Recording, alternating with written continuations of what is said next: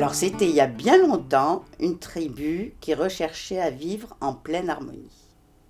Dans cette tribu, mais aussi je crois dans la plupart des tribus de ce continent, la base de l'harmonie était de veiller constamment à ne pas exclure l'autre et à ne pas détruire ce qui vit autour de nous. Je venais d'une de ces tribus.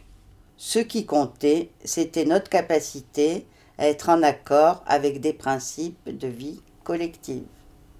Les enfants étaient habillés de manière neutre jusqu'à l'âge où ils ou elles pouvaient choisir eux-mêmes. Ce qui comptait, c'était notre capacité à être en accord avec des principes de vie collective. Il y avait même un respect tout particulier pour ceux qui avaient les deux sexes. Ils s'appelaient les deux esprits. Les deux esprits étaient rares et on leur attribuait une importance presque sacrée, comme si ils ou elles étaient reliés à d'autres dimensions que celle dans laquelle nous vivions. Les deux esprits, c'étaient des êtres supérieurs en quelque sorte.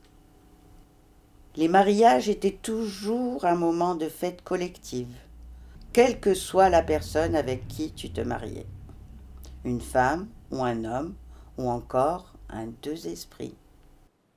Le principe général était de vivre en harmonie entre nous et avec la nature. Chaque chose, chaque être faisant partie du vivant et donc avec son importance. Et puis un jour, et plein d'autres jours, des gens sont arrivés et ont imposé une religion et des règles différentes avec beaucoup de jugements et beaucoup d'exclusions.